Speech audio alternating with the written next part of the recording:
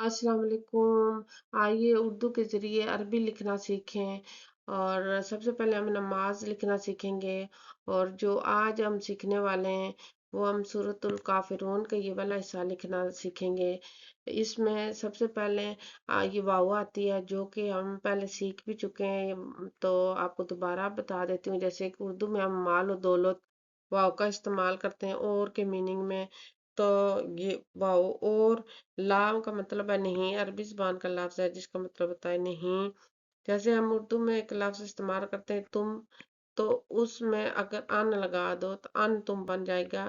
अन तुम आगे लिखा हुआ है आबिदूना, इबादत करने वाले। हम उर्दू ज़ुबान में एक लफ्ज़ लिखते हैं आबिद। आबिद जो हम बच्चों का नाम भी लिखते हैं, इबादत करने वाला। अगर इसकी जमा बनाए तो क्या बनाएंगे, आगे वाओ और नून लगा देंगे तो आबिदून बन जाएगा। अब जब हम इसको इस अलिफ को शॉर्ट फॉर्म में लिखेंगे तो फिर ऐसा लिखा जाएगा आ बी दो ना। और नहीं तुम इबादत करने वाले, आगे लिखा हुआ माँ। माँ का मतलब है जिस।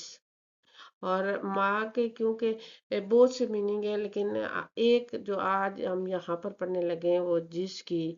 आगे लिखा हुआ अबदू, मैं इबादत करता हूँ। अब्द हम लफ्ज़ इस्तेमाल करते हैं उर्दू ज़ुबान में। तो अब्द को जब हम बनाएंगे कि मैं इबादत करता हूँ तो इसके शुरू में हम जा लगा देंगे। और आबुदू का मतलब होता है मैं इबादत करता हूँ। तो यहाँ पर लिखते हैं आबुदू।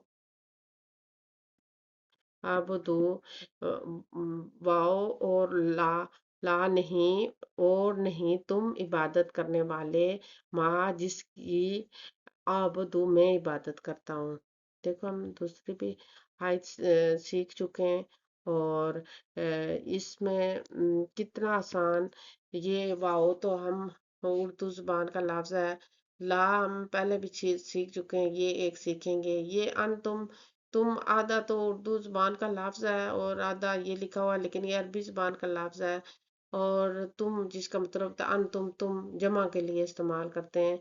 और आबिदूना तो आपको पता ही है उर्दू जुबान का पूरा लफ्ज है, लेकिन सिर्फ इसको यहाँ अलिफ को शॉर्ट फॉर्म में लिखा गया है। माँ अबूदू, मैं इबादत करता हूँ। तो आज हमने ये वाली भी आयत सीख ली। तो देखो कितना आसान सीखना उर्दू जानने वालों के लिए। तो ये इस कलम के ज़रिए हमने कितनी किताबें लिखी। तो आज से हम शुरू करते हैं अल्लाह के कलाम लिखना।